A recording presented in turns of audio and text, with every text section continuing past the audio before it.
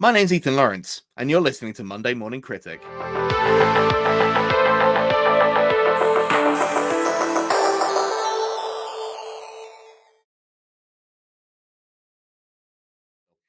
You can currently find my next guest on the best show on any streaming platform on the universe, Afterlife. Please welcome Ethan Lawrence. Ethan, thank you so much for being on the podcast today. Thank you very much for having me.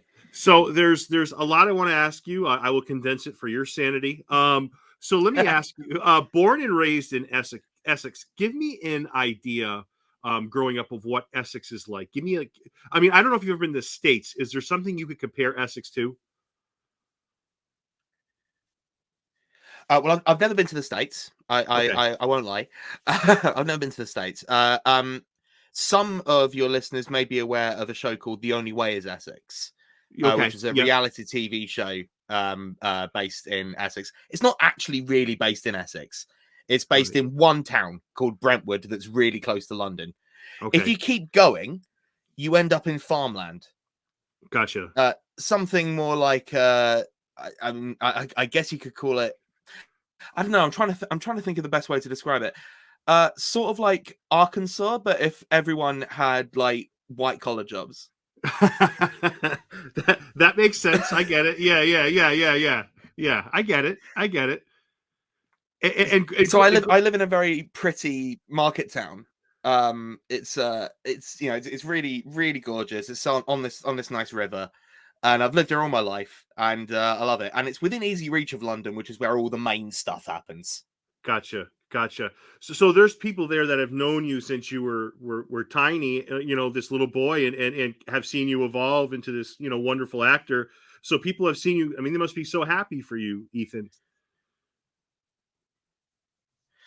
I've not been to high school for many years, but they still have pictures of me up in there.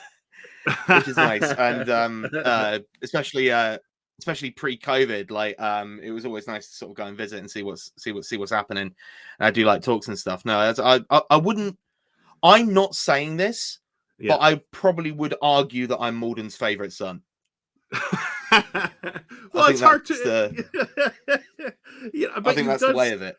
Yeah, I mean, you're still. I mean, the way I look at it, I look at my own age, and I know I have an idea of where you are. I mean, you've done a lot for your age, I feel like, and that's really impressive. I mean, I'm knocking on the door of 50. It's not that I haven't done a lot, but I see your work. I see the things you've accomplished. I've seen what you've accomplished. Like it's hard for somebody not to cheer for you or be happy for you. Well, that's very kind of you to say. I'm sort of in kind of a reflective mood because this month, February, for those listening, February 2022, for those who might be listening way into the future. Right. This month is the 10-year anniversary of my professional acting debut. Oh, nice. So I started when I was 19. I'm 29 now. I'll be 30 this year. Yeah. So I find myself in kind of a contemplative mood and sort of like, looking back wistfully at how it's all gone. Yeah, and it's funny how time does drive by so quickly. And I know you studied drama in high school and college, which I'm going to touch on in a second. Is there an actor or a movie in particular that sparks it? I know this is probably a very routine question you get asked a lot, right? So when I think of England, I mean, there's a lot of great things I think about, but my best memories are always. I don't know if you remember Benny Hill. He's a comedian, actor. Oh yes, yeah. I love my dad and I would just sacks. like yes. So my dad we would just watch it, and I know I loved Benny Hill, but I almost think Ethan that I loved my dad's laughter watching Benny Hill. So is there somebody like that for you that you just came to adore? I mean, you're clearly somebody who loves the craft in general, but is there one person in particular or a movie in particular? For me, it was a TV show. It was a show from the 80s called The Young Ones. Oh, okay. That was for those who are sort of kind of across the British comedy scene at the time. It would like the old guard of like the 60s and 70s comedy, where it would be sort of like a back room at a pub, and it would all be racist. There was this new thing that happened in the 80s where a bunch of young bucks sort of jumped onto a thing and started calling it alternative comedy. Right. So it was a bunch of punks and poets and like all things like that. And then they all sort of glommed together and made this absolutely bizarre TV show called The Young Ones, where it's 4 students living in shared accommodation when they're at college. But there's random flights of fancy, there's musical performances, there's puppets, there's like random cutaways, sort of in the vein that you'd sort of have with Family Guy later on. And it all sort of starts here. And the star of that show was a male, who's sadly passed away now. But his performance, his anarchy, and his openness to just constantly throwing himself at the wall in pursuit of comedy. That's something that I really, really sort of gelled with. It's something that I've always thought about and sort of tried to incorporate into my own acting. I'm always chasing the joke. I love to find a way to get the joke. Right. Like, I have left so much of my dignity at the roadside in pursuit of a cheap laugh. Yeah. And I think that's largely down to Rick Mail. Yeah, but that's kind of the heart of acting, right? Because you're performing for others. You want to see others be happy. You want to change. Storytelling there's so many ways to do it, and you seem like the type of person that is really good at what you do. As far as you mentioned what you just said, and storytelling in general. Like, there's so many ways to do it, and from a comedic point of view, it's just so interesting how people choose to approach that, Ethan. Well, I like to consider myself kind of like a blunt instrument of the script. Right. Like, I'm my job is essentially to bring what's on the script to the screen or the stage or wherever I am, right. to bring that image into reality. And like so much of like what is discussed about sort of like acting and the craft of it, you can get so caught in the weeds on sort of like the technical aspects and sort of like the craft and the Stanislavski of it all, like all the theory. But realistically, the best kind of acting is the one where you are able to just simply portray the words that are on the script on the screen, and it works as a one-to-one. You're a conduit for the art that you're creating, in a way, if that makes sense. That's a very wanky way of putting it. No, but it's a very clear. But you're right. I mean. But it's a very clear way of putting it too. It's very it's very upfront. I get that. And your big break. And one of the things I love about researching guests is I find out shows that they're in that I haven't seen that I kind of want to see. In your case, it's certainly Bad Education, and I've heard you credit Jack Whitehall often as far as somebody that's been is influential. The right word, Ethan? Well, I mean, for a given value of influential, because essentially, like the long and short of it is, I was not an actor before Bad Education, not a professional actor before Bad Education, and then I was. Right. So I owe Jack Whitehall my entire career, in a sense. Like, without him giving me the opportunity to be in his sitcom, we wouldn't be having this conversation. Right. Like the last 10 years of my career, it's all started there. So, I can't credit him like highly enough for giving me that opportunity. And I mean, it was mad, like, going from like nothing to suddenly acting for camera for the first time, and I had like 2 weeks maybe to adapt, and it was mad. It was a crazy time, but I learned on the job. And so, like, near enough again, like, not to sort of go on and on and on about it, but like the fact that I know how to act for camera now, that's all down to Bad Education. I didn't know anything going into that, and I learned on the job, and now it's my bread and butter. So yeah, no, that makes perfect sense. And like many actors, after that, you kind of, it's like a roller coaster. Things are you got to get used to the downfall, then you come back up again. In your case, one of the things I think you did, and I hope I have the time correct, is deliver pizza. Is that correct? Like, I mean, that's where you were at in this point of your life. Yeah. So, I mean, I've covered this a lot on sort of like my various social media platforms, because I like to talk about how there's a lot of trying to find the best way to put it. There's a lot of a veil drawn across sort of like the world of acting and performing, where it's sort of seen as this kind of promised land, this kind of gold at the end of the rainbow where everything's fine. But the reality of it is that we're all independent contractors fighting for parts. Yep. And that is difficult. It's a tough industry. It's hard. Like 99% of the roles you go for, you'll be knocked back. Like I've had more job interviews than most people have had hot dinners. And when the going's good, it's great. But when it's bad, like there's nothing to do. So this would have been to sort of line up the dates here. Bad Education was 2012 when I started there, and then I did like Fine for like a fair few years. Right. I did Afterlife Series 1, and then like the roles just dropped off a cliff. This would have been sort of mid 2018. Gotcha. And like realizing that I didn't have enough money in the bank, like, you know, I couldn't afford rent coming up, and it was like, right, well, you know, I've got to bite the bullet. So off I went. I was like, yeah, let's go. Let's take on some temp work. And the idea was that it would sort of stabilize me, and then I'll be able to sort of launch myself back in, you know, all guns blazing. And it'll be like, yeah, this will be 6 weeks max. And then 11 months later, I'm still there, having not got another part. But then Afterlife Series 2 came through, and that was the guiding light. That would have been again sort of like mid 2019. Right. Yeah, Afterlife Series 2 really came in clutch. Yeah. In that time, because actors, a lot of them, you know, they talk about the jobs they had that were non-acting just to get through the down period, the time where you don't have the influx of jobs coming in. Did you learn anything from non-acting jobs that you can apply to your craft? Did you learn anything? If so, Ethan, what did you take away from those times where, you know, you weren't where you wanted to be and you had to do things that, you know, non-acting jobs that you really would, surely you prefer to be on the stage or in front of a camera? Completely get it. But what did you learn about those times where you weren't performing as an actor? Well, I mean, I think first it'd be important to stress that, like, you know, I liked delivering pizza.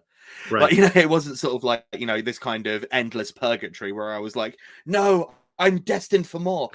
Like, you know, I had fun, I enjoyed myself, and I do feel like I learned a lot. You know, taking the whole year out, like, you know, it was a humbling experience. And, you know, not to say that, like, you know, I was doing so super well that I needed to be brought down. Right. But it was a reminder that this is all temporary.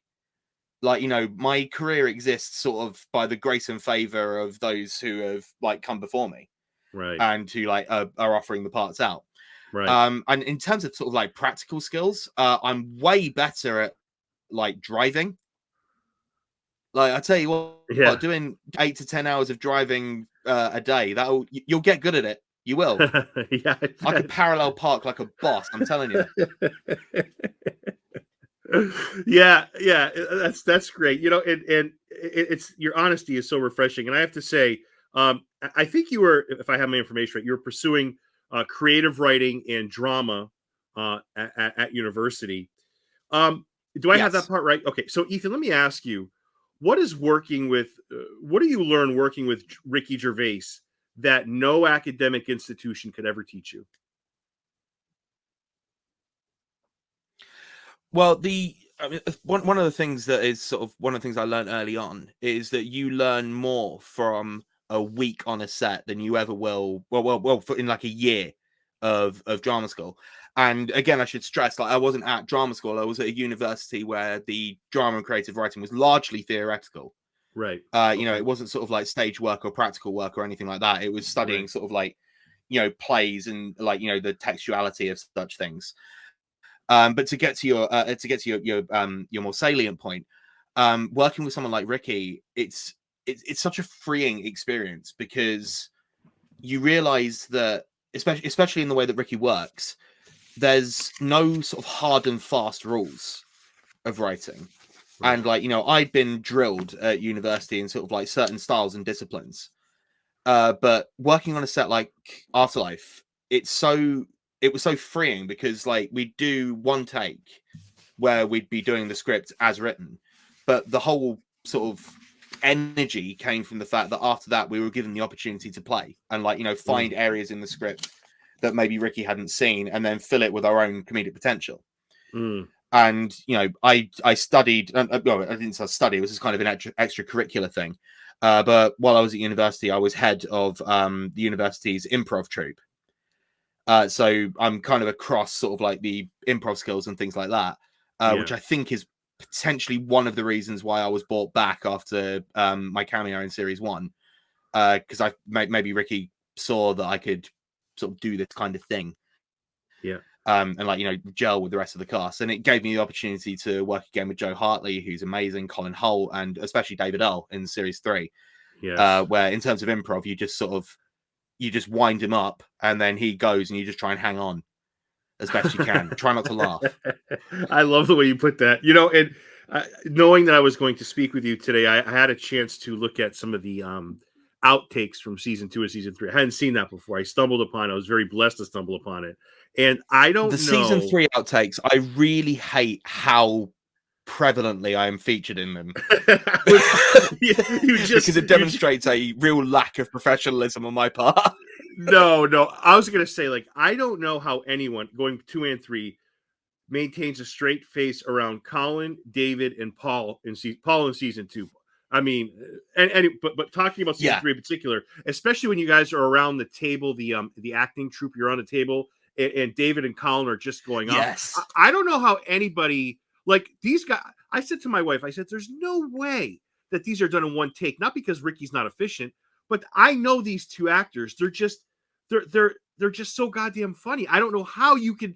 So, even as a pro, as an actor that you are, I don't know how you do it. Like, the outtakes were refreshing to see, because it's like, finally, like, they're human. I definitely look at it and say, boy, Ethan can't handle his stuff. I definitely wasn't like that, but it was really refreshing to see, because, you know, Ricky's the worst offender of them all, but I think him laughing, though, it's almost like he knows when Ricky does it, he knows that he nailed the casting, because if you're making Ricky laugh, I feel like that's a good thing.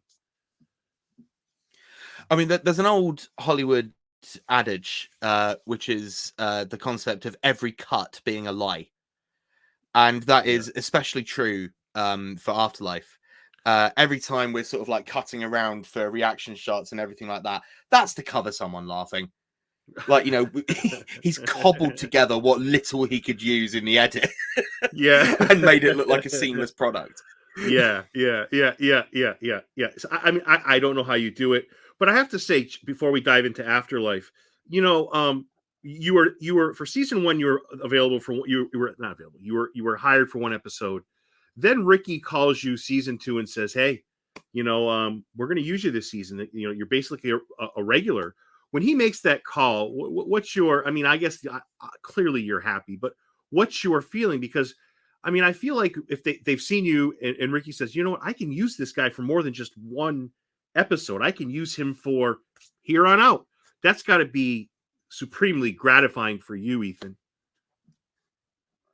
Well, especially because, again, at that time, I was heading into my 11th month of pizza delivery. Yes, so more appreciative. Thinking to myself, okay, well, this is forever now. I work here now. And, so, like, you know, I get the call from Tracy Gillum, who was the casting director and is wonderful. I essentially owe most of my career to her. And she said, not only do they want you back, but they want you for all 6 episodes. And that moment where I was sort of like, I don't have to bring someone a tuna pizza again. I don't have to fumigate my car every time someone wants a fish on a pizza. I can go back to living the high life, as it were. And then the end result is that I'm prancing around on the stage, following through, as it were. I never said that acting is glorious or dignified, but you know, it's nice to be back.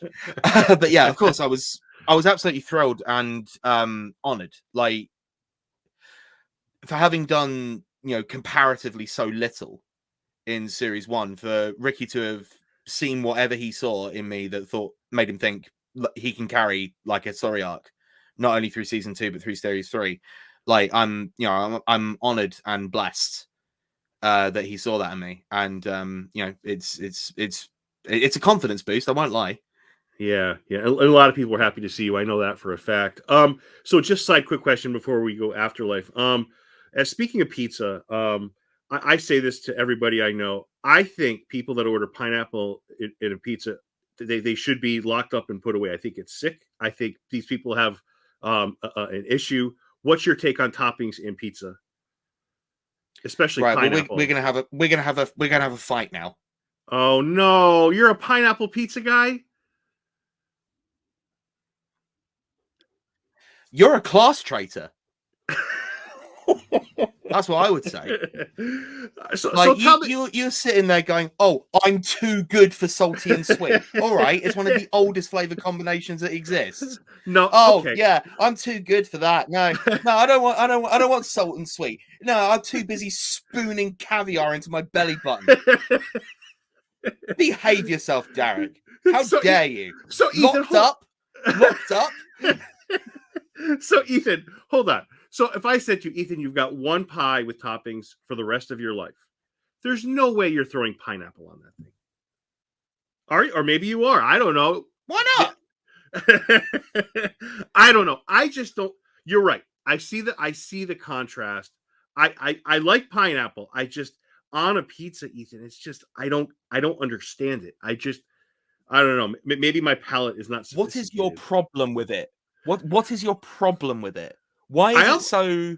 I feel like pineapple, there's some things that just don't belong on a pizza. And I feel like pineapple is because some people, like we have a lot of pizza places in Massachusetts. People try to get cute. They put things on a pizza. I feel like pizza is best, Ethan, when you keep it simple. Like it's okay.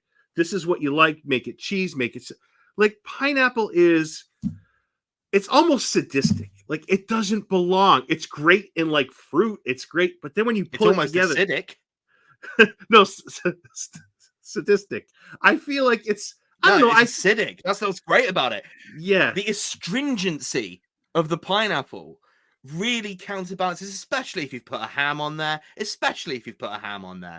Because you've got that salty tang of that porky goodness counterbalanced against a really sharp acidic pineapple.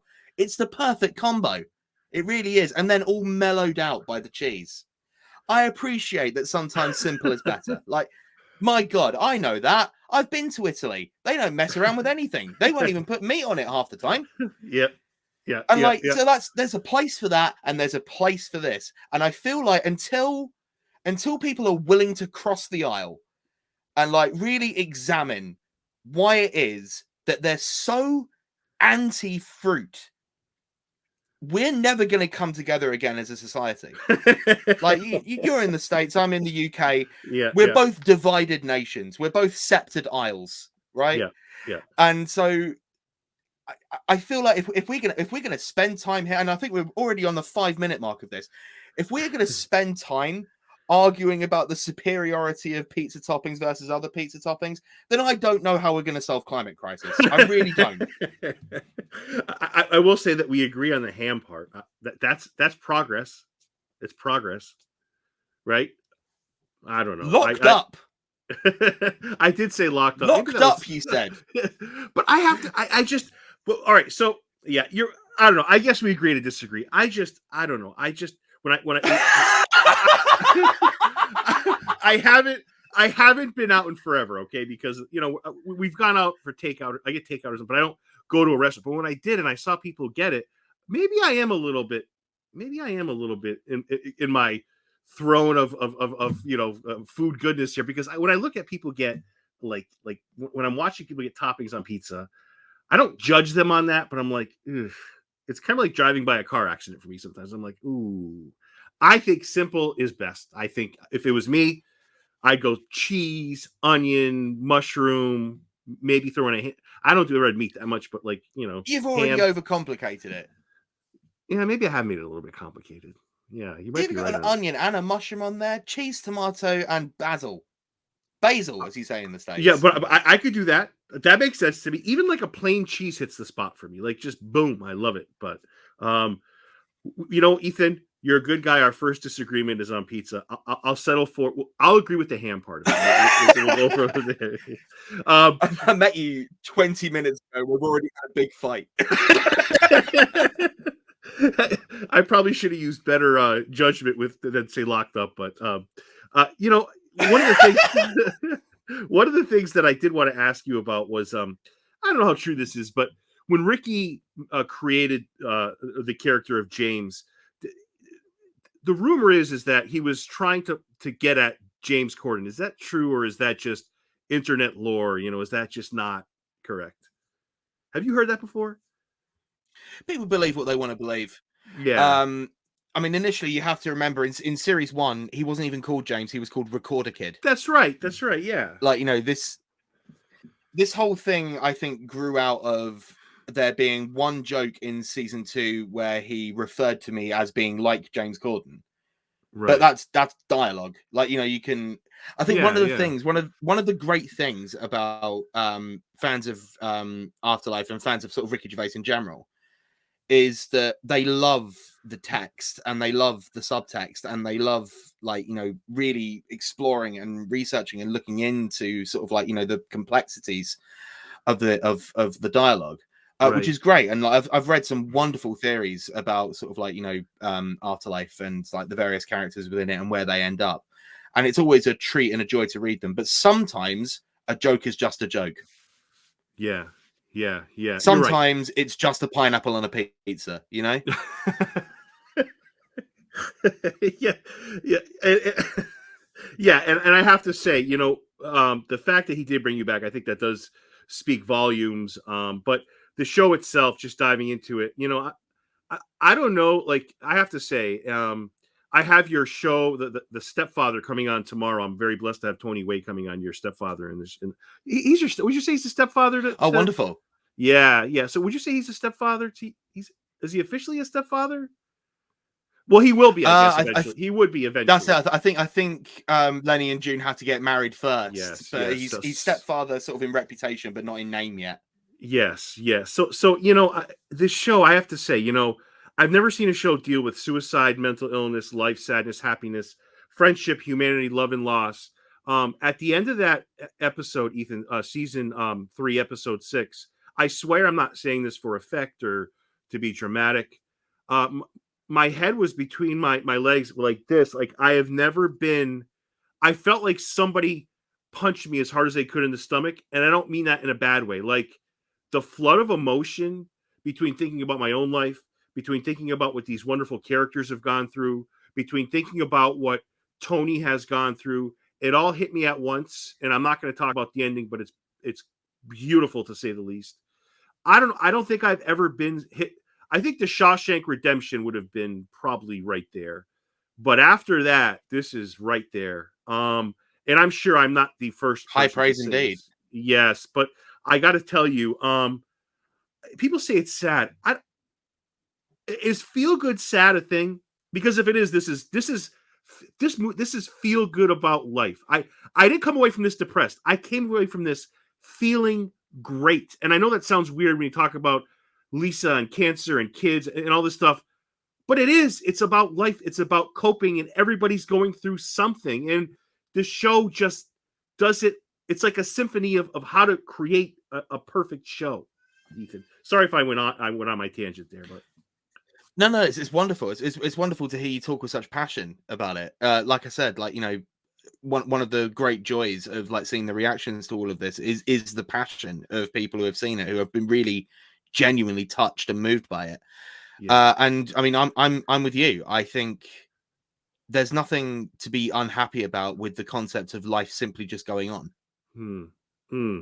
because it's one of the. I mean, you can feel about it any way you want. I was about to call it a sad inevitability, but I don't know if it is.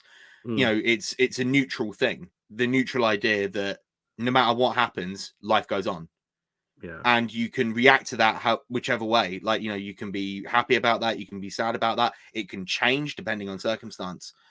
But I think that's sort of the universal truth, the core of Afterlife. If again you kind of forgive the kind of highfalutin language, but essentially it all boils down to life goes on, and that's kind of beautiful in a way. It's really beautiful in a way, and the fact that there's no like greeting card, Hallmark card moment. It's like every character is going through their own thing, right? Everybody's going through their own specific situation, and I love that. I love that because that's life. Everybody is fighting through something. Everybody is progressing through something. Nobody had it made in that show. Nobody's clear and free from adversity and all this other stuff. So the way that was created, I don't know. I just, it's so, Ethan, for lack of a better word, it's so beautiful. Beautiful. There's something like, I guess one of the joys of Afterlife is that it feels like such a closed loop because we never really leave the town. Like, Right. it's all about Tambry and the people who live there. Right. There's very little outside influence. Most of the people there don't go anywhere else. It's a closed system, almost like the Truman Show in a way, where like, Good one. these small people live their small lives. Yeah. And on and on it goes. And there's nothing wrong with being a small person living a small life, because to you that life is enormous. Like, it's one of those, you sort of ever think to yourself when you're in like I mean, obviously it hasn't been as many of these recently, but if you're in like a crowded place and you're looking around and there's like, dozens, hundreds of people, and you're looking around, and does it ever occur to you in the back of your head, every single person in this building thinks that they're the main character in the story? That's such a great point. Yeah, you're right. You're right. You're right. And everybody else is kind of just, scene fodder. They're kind of the background players. You're right. That's a great point, Ethan. That is such a great point. Yeah, I mean, you're the main character in your story. You have your wife, you have your dependents, you have your family, you have your friends, Yeah. and that's your sitcom. That's the core group, the friends, if you will. Yeah. I don't know if you identify as a Chandler or a Ross or whatever, but it's all the stories that we build and that we tell ourselves. Yeah. Yeah. And like, I think that's sort of captured in the way that, like, all of the characters in Afterlife have ambition. Like, they have dreams of something more.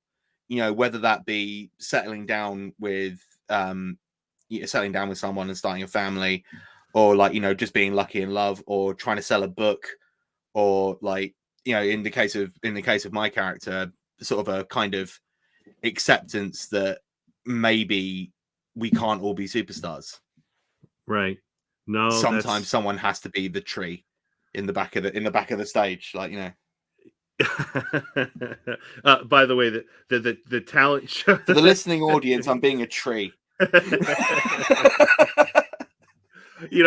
That talent show might be one of my favorite moments, comedic moments from that series, from the stand-up routine to your epic. You must have had pineapple pizza before that happened, but there's so many great moments in that. There's so many great moments. But let me ask you something. So one of the things I've been dying to ask you all day is, Ricky said the clip that he watches most was, Lisa's poem. And Ricky said, I've watched this 70 times and I can't stop. It makes me emotional every time. There's a lot of moments like that for me. One of them is when Ricky approaches, and I off the top of my head, his brother-in-law, who's I can't remember. I know the actor's name is Tom, but I can't think of the character's name. Matt. He approaches Matt and he says, in all my grieving, I forgot that, to the gist of, you lost a sister. And that just hit me for some reason. Because the whole show is about Ricky grieving, and you finally realize that, holy cow, Matt did lose a sister, and he doesn't want to take away from Ricky's, the hell he's going through. What, Ethan, is that moment for you in Afterlife that really kind of takes you and makes you really emotional? And there might be more than one, but if you had to pick one, Ethan. Oh gosh, I mean, that's a can of worms, isn't it?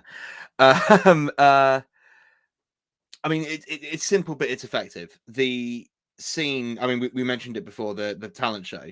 Yes. And like, even though we have the moment of high comedy with me dancing around like an idiot and like, doing a dump on the stage, it's intercut with Sending the Clowns, which is then also intercut with Tony realizing that his father has passed away. Yeah. And sort of that moment of high comedy, like singing in counter harmony with the devastation of losing a parent, even a parent that I guess in a certain way he'd kind of lost already through dementia, which is an awful thing to happen to anyone. And like, huge props to David Bradley, who played Tony's dad, who I think did an absolutely pitch perfect performance of someone who has lost their mind. I mean, I think he's a phenomenal actor anyway. I'm very fortunate to have worked with him not once, but twice. Game of Thrones legend, right, Ethan? Absolutely. Yeah, And I think that moment for me is the moment where for me at least, sort of in my head, everything coalesced. Yeah. Like, these small people, this small town, these small lives, but where one is in a state of euphoria dancing, another one is grieving. Right. And that perfect sort of counterbalance, all tying into that idea of life going on. Right. And Yeah. the idea that we're all the main characters in our own story, but everyone else also thinks that about themselves. I love that. I love that that perspective. That's so true. Let me ask you this from a story point of view: does James end up in a worse place with Brian than he was at home, or do you think he likes being with? Because we mentioned the talent show, but just in general, Brian might be the craziest person on the show, and I mean that in the most polite way possible. Like I guess we're all crazy. That's probably the wrong way, but he's maybe the most unpredictable person. Is probably a better way of putting it. Do you feel that James ends up in a better place, or do you feel like it's whatever either way James has his work cut out for him? I think no matter where he ended up, he's better off independent than he was at home. One of the sort of the scenes that gets quoted to me quite often is from series 2, where he walks in on Lenny and June having sex. Yeah. And like that kind of childlike codependency is not healthy in a character that is ostensibly in his early 20s. So like, maybe maybe Brian Gittins isn't the best roommate. Okay, I think we can all agree. Yes, slightly. As a roommate, he has issues, right? Yeah. What with these stories and all the things that he has to say. But it can't be any worse than that kind of stasis that James was living in before. So I like to think, even if the situation isn't materially better, I'd like to think that he's happier, which is all we can ask for in a certain way.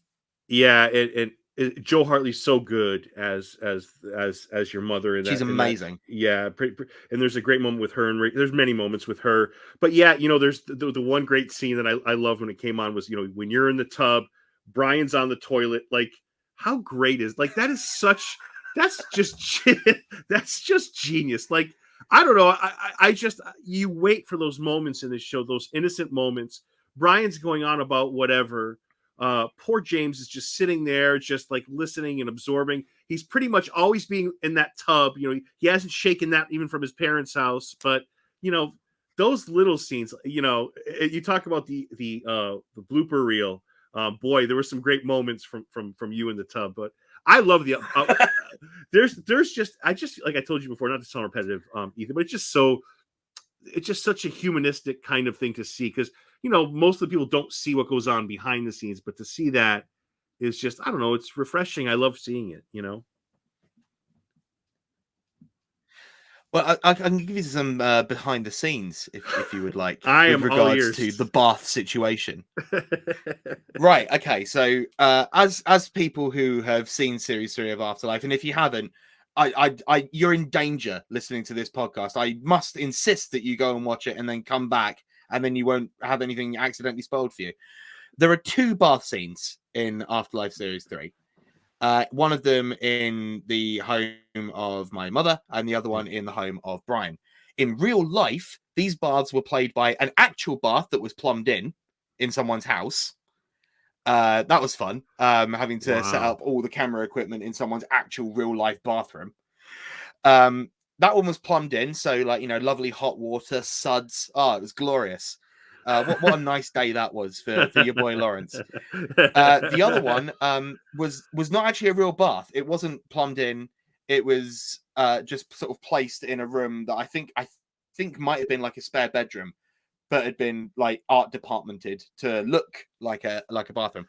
So because it wasn't plumbed in, you couldn't run the water from the taps, right? Right. So there was only one real solution, and that was to fill it up with hose water from outside, and then top it off with water from a boiling kettle so that it's not freezing cold. And I'm telling you, you won't see it because they don't, like, realistically, it would be impossible to shoot a camera into the bath because I wasn't actually naked. and so you would see that. But were you to shoot a camera into that bath, you would have seen little bits of grass and dirt from outside as I was Wow, stewing in from my own filth. yeah. Oh. And how long are you in there for at that one time? Are you in there for hours? Is it or is it depending on how long the take is? I have never been more grateful that Ricky works fast. Yeah. So, so the scene in June's house was a little bit longer because there was more moving parts, but I can't have been in there for more than 45 minutes. And the scene in Brian's house, I was in there longer than I potentially should have been, but we were having too much fun with the improv. And like, you know, in for a penny, in for a pound. I'm already wet and cold. So we might as well just Not kick up. gonna get Did I worse. Yeah. mention that acting isn't a glamorous profession? Yeah. Yeah. Like, did I mention at any point that I left my dignity behind long ago? Yes, yes, yeah, you did. You did. But I've heard you say I before though, can't even stress it enough. I've heard you say it before though, not just necessarily the bath scene, but in another interview I was watching today, you said how much you did appreciate, Ricky's, hey, we're gonna get this done, we're gonna do it right, and then we're done. We're off. Right. It's kind of he wasn't, take after take after take. Like his style is pretty very much he knows what he wants, he knows what he wants to get, and then we're off. Is that a correct? I mean, obviously, I'm giving the Cliff Notes version, but is that pretty much what it was like? Yeah, Ricky likes to finish early. Right. So Yeah. your standard shooting day would begin. I mean, I say begin. There's all sorts of stuff that goes on before that, but for the sake of argument, cameras start rolling at 8 and cameras wrap at 7. So that's an 11-hour day, and that's not counting the before when you have costume, makeup, everything like that. And that's just for the actors. For the camera technicians, it's setting up everything else. For the grips, it's setting up everything else, lighting, Yeah. electricity, everything. So this is all happening before 8, which is go time. Right. And then on a standard shooting day, you'd finish at 7. And then after that, like we'd de-rig, camera has to be stored, and lighting has to come down, everything has to be cleaned up. So it is long, long days. Yeah. Ricky likes to finish at 4. So Wow. that gives an additional 3 hours for everyone, cast and crew included. Like it gives the opportunity. I mean, I don't have any dependents, but like, it gives the opportunity for cast and crew to go and see their families. Because these are intensive shoots. Like we're often shooting away from home.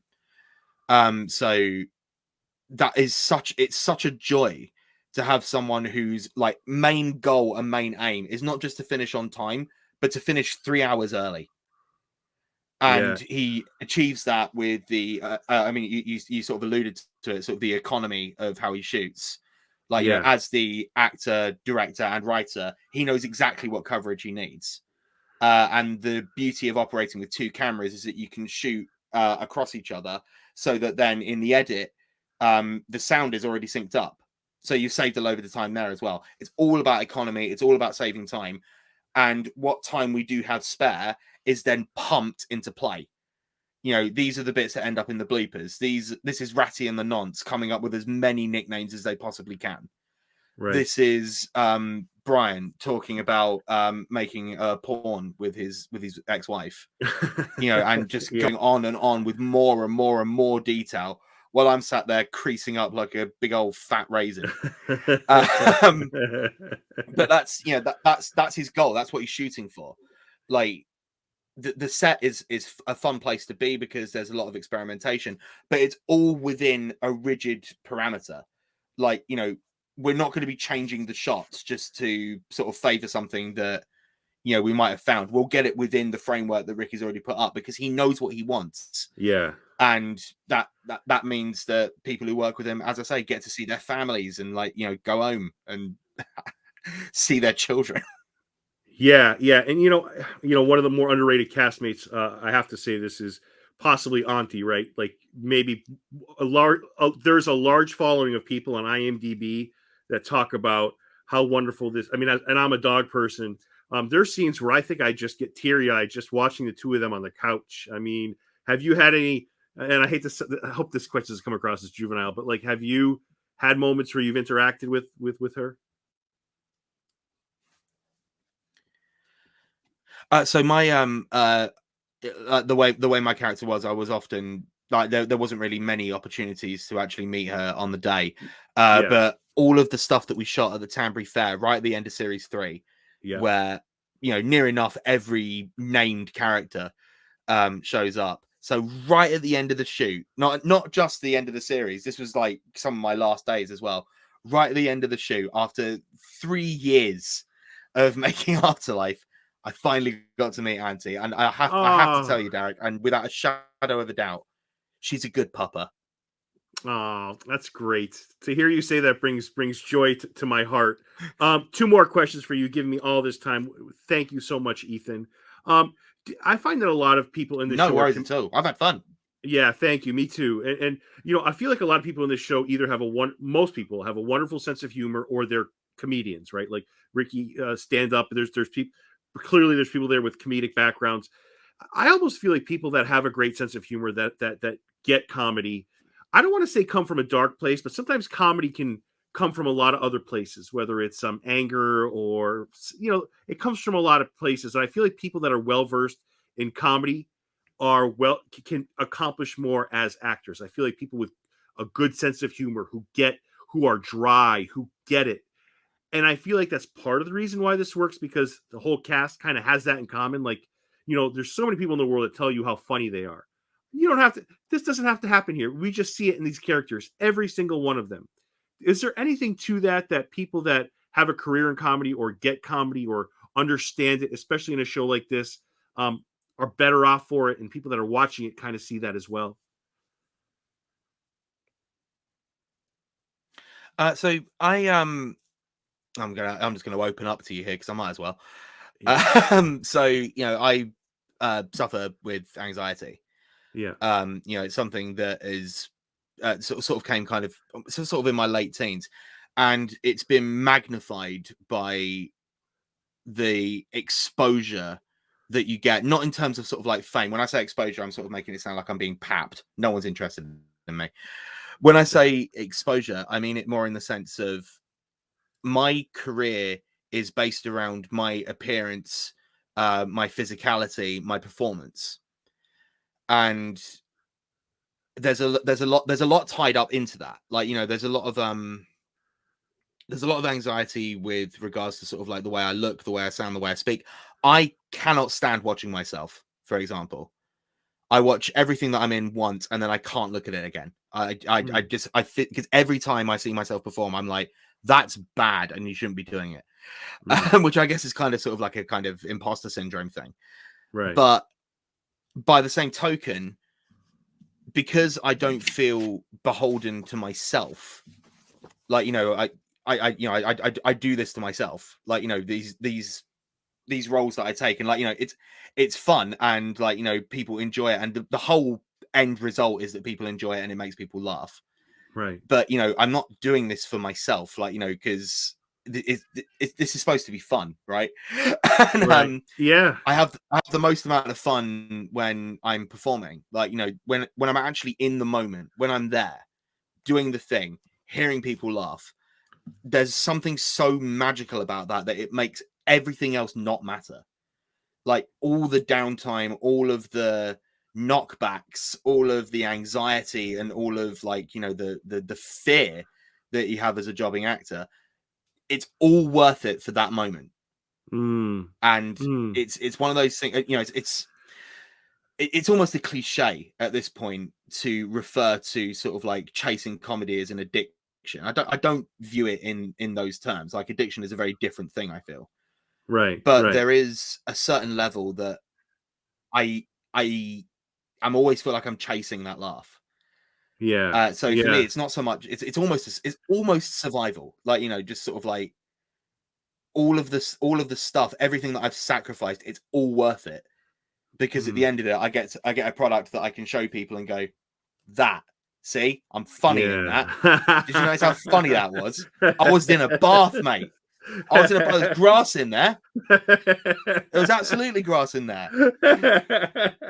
But Ethan, you touch on something that's no joke, and anxiety can be absolutely crippling. I get it. I completely get that. But it's so nice to hear that your love for the craft and making others feel kind of good about what they're seeing it's so soothing to kind of hear that. I'm not trying to be over the top, but it is nice to hear that, your work and your love in your craft. I don't know. There's something really sweet about what you just said. I think it's really refreshing to hear as a movie fan, as a television fan. I love what you just said. It's really reassuring, Well, I feel there's a certain level throughout my entire career. I've always felt like a kind of level of responsibility. I started my career playing a bullied student at a school. And so, like, right at the top of my career, as sort of like, the followers on the Instagrams and the social media started to trickle in. Like, I'd hear stories about how my character of Joe, like, people saw themselves in him a lot, and like, how he sort of dealt with things sort of made them happy. And I think that was an early warning sign for me that it's like there's a level of responsibility here, not just to yourself and your performance and your employers at the end of the day, but there's a need for you to portray parts that sort of like reveal a certain element of certain people and things that people can relate to. There's a need to represent that with dignity. There's a need to represent that with grace. And like, no matter what's sort of happening around that. I mean, obviously, look at the size of me. I'm gonna be like a target of fat jokes and things like that. But it's not so much the content; it's how that character reacts to it. It's how that character overcomes. And Joe in Bad Education was a great example of that. Like, there's people who still talk to me now who say that, like, I mean, this came out in 2012 through 2015, 16. And there's even people now still who, like, say, what Joe went through, I recognized it and it really helped me. And then we come to now, where, as well as sort of like all the fun fan theories and everything like that, people share with me their grief. Like, stories of how Afterlife helped them in situations that I couldn't possibly imagine and like wouldn't dare to. But the fact that they feel so comfortable being able to share those moments of grief with people who, at the end of the day are relative strangers, but the characters that we played, they invited us into their home and they saw something there. And so I feel there is a great level of responsibility in that regard, not sort of like in kind of sort of like a heroic way, but just to keep doing what I'm doing because it seems to be working and making people happy. And like, I try not to let that weigh too heavily on my shoulders because you can't please everyone all of the time. That's right. But like, as long as I know that I'm doing what I'm doing to the best of my ability, then that's fine. I mean, at that point, you can like it or dislike it. I know that I did right by myself. Yeah, And you did so right. Yeah, you did that'll right by a do. lot. Yeah, and you did right by a lot of people. And you stole my half my question. I was going to ask you what the nicest thing somebody said to you because I was going through IMDb today, just reading comments. I mean, most you have the trolls that just say negative things about everything, but I dismiss that. But it's the people that said, I'm a widower, and I was so appreciative of what Ricky of what Tony went through, of what this character went through.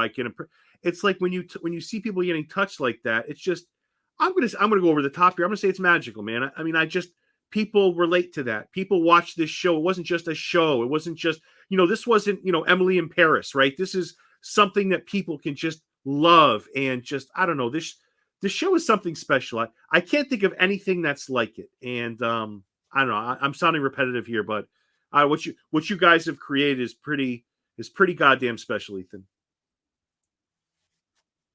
I appreciate that a great deal. I really do. I'm so proud to have been a part of it, and yeah, it's certainly, I think, when I another 10 years hence, when I'm approaching my 20-year anniversary of being a professional actor, I think it's certainly something that I'll look back on and think that was a milestone. Yeah, That was a yeah. milestone moment of something that we created together. Yeah, and your future is so bright. I am so looking forward to what lies ahead for you. And yeah, man, you're super talented, absolutely, and I mean that from the bottom of my heart. And thank you for what you've done for Oh, me cheers, watching man. you. Yeah, it's you're a good dude, and I really appreciate you, Ethan, coming on here and just telling your story and letting me, it's all 11 p.m. for you right now, and you're sitting here talking to somebody who belittled you for liking pineapple on pizza. Yeah, that was rude. I still haven't forgiven you for that. Well, Um, if you're ever in the States, you know what we'll do? We'll split a pizza. We'll get half cheese, half pineapple, and ham, and we'll bridge that gap between our differences. but you're in Massachusetts, aren't you? Like, why aren't we getting some delicious seafood? That's actually a really good point. See, that's a whole different discussion. Seafood, I am all about seafood. I hear that the Atlantic lobster at this time of year is to die for. It is fantastic. But that's the other thing, Ethan. So you bring me to another point, but I'll be quick on this one. I am a hypocrite. I am because I love lobster, but there's nothing more depressing than when I walk by a lobster tank. I feel like a monster. I feel like a terrible person. But you know what? I still end up eating it. That is a hypocrite. I am a hypocrite. I'm going to own that to you and to whoever's watching this. Look, I will tell you this now. My favorite cut of meat, my favorite type of meat is pork. I love pork Yeah. in all its forms. Loin, in a sausage, Yep. cured charcuterie style, Mhm. chorizo. Oh yeah, it was Spanish over it. Chorizo, anything. Like I love the pig, bacon, of course. And I love Yeah. pigs. Like, Yeah. pigs are beautiful creatures. They're so intelligent that their eyes speak volumes. They can take you into a world. They're so cute. They roll around in the mud. I love Yeah. them to absolute pieces. And the fact that I can hold those two disparate pieces of information in my mind, pigs are awesome, and I love eating pigs. That's the human experience. That's the human Yes. experience. And really, that's what Afterlife is about. Yes. Yes. At the Yes. core of it all, it's about the Yes. fact that I love pork. Okay. Yes. And I understand that that makes me a monster and a hypocrite, but that's fine. I'll be a monster and a hypocrite, but at least I get to have a bacon. Yeah. That is so well said. That's your lobster tank. I get it. I get it.